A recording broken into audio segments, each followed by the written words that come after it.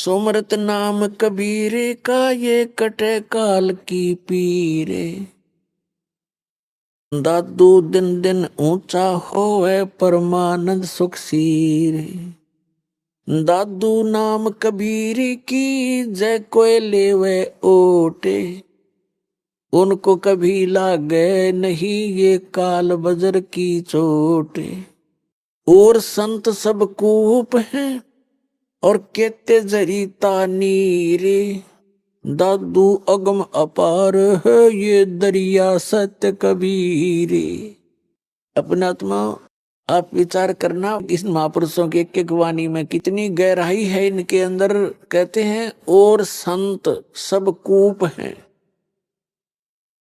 दूसरे जो महापुरुषों की आप सुनते हो, जैसे कोई कहता है कि हमारे गांव में एक बाबा जी हुआ करता था, हम उसकी पूजा करते हैं, उन्होंने ऐसे कर दिया था, उन्होंने ऐसे कर दिया, ऐसा लाभ दे दिया।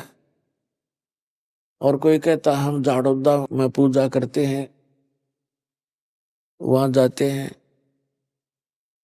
तो वो भी संत थे, उनमें भी कुछ भगवान की भक्ति का शक्ति संग्रह था। और वो भी छोटे मोटे आम प्राणी से तो वो अच्छी कोई ना कोई चमत्कार लीला कर ही देते हैं। तो उसकी तुलना करते हैं दादू साहब जी कि जैसे एक तो कूप हो, कुआ, और कुएं में मेरे ख्याल में एक कुएं में एक गांव के पीने का पानी का काम नहीं चला है। तो वो भी जल है लेकिन अपर्याप्त है, सुफिशिएंट नहीं है। कहते हैं और संत जिनकी आप महिमा सुनते हो गांव नगर में जहां पर भी आप रहते हो, कोई ना कोई एकादा सिद्धि वाला महापुरुष कहीं ना कहीं हुआ ही है।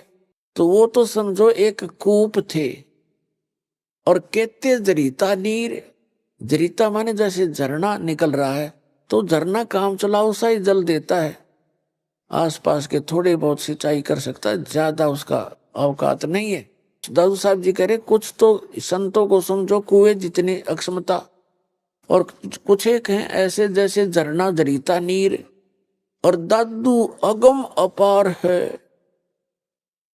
वो दरिया सत कबीर। होय होय, दरिया यानी परमात्मा इतने समर्थ हैं कबीर जी, इन सभी से जिनको तुम कुछ राहत प्राप्त कर रहे थे, मान रहे थे कि ये ऐसे हैं वैसे हैं, तो उनकी सबकी तुलना कर दी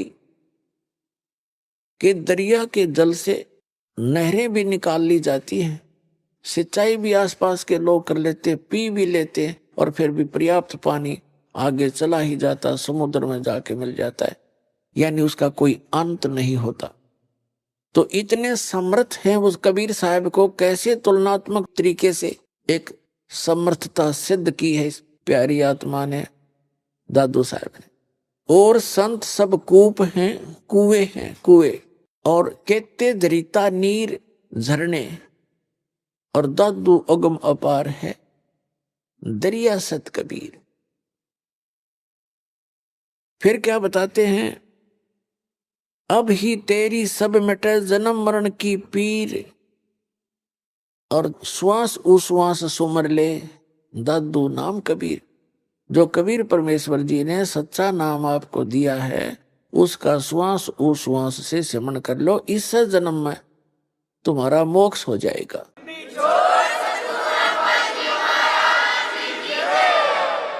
दादू जी ने खुद मंत्र जाप किया था, लेकिन आगे अपने ग्रंथ में इसका नाम और निशान नहीं दिया। कोई भी दादू पंथी नाम से परिचित नहीं है। फिर क्या बताया है, कोई निर्गुण में रीझ रहा, कोई सरगुण ठहराए, और दादू गति कबीर की मोथे कहीं न जाए। दादू नाम कबीर का सुन के कांपे काल, और नाम भरोसे नर चले हो न बाको बाल। अब क्या बताते हैं, कबीर परमेश्वर के सच्चे नाम को सुनकर काल भी कांप जाता है, और इस नाम के साथ खंडित ना होने दे, इस नाम के साथ चलते रहोगे तो काल आपका कुछ नहीं बिगाड़ पाएगा, आपके परिवार को भी वो हानि नहीं कर सकेगा। जैसे कबीर साहब ने स्वयं बताया गरीबदास जी को कि जब लग हंसा हमारी आना, और काल लगे नी तेरा बाणा। जब तक हंस यानी मेरी प्यारी आत्मा मेरी मर्यादा में रहेगा, तो काल तेरा अटैक नहीं हो सकता। तो हमने परमात्मा की मर्यादा में रहेंगे तो परमात्मा आपकी पूरी मदद करेगा। जैसे दादू साहब ने कितना क्लियर कर दिया है, आप ऐसे बैठ के जैसे हाथी पर, और काल और इसकी सारी शक्ति समझ लो कुत्ते जितनी, आप उस काल की रीत से बाहर हो गए, पहुंच से दूर हो चुके हो। अब जानबूझ के हाथी ते तला पड़ जाएगा डर के, उसके भौंकने ते तो फिर तो पाड़ के खाएंगे कुत्ते। तो इसलिए आप जिन्हें इस हाथी परमात्मा के इस शरण रूपी हाथी से नीचे मत उतरना, सतलोक जाके छोड़ देंगे आप।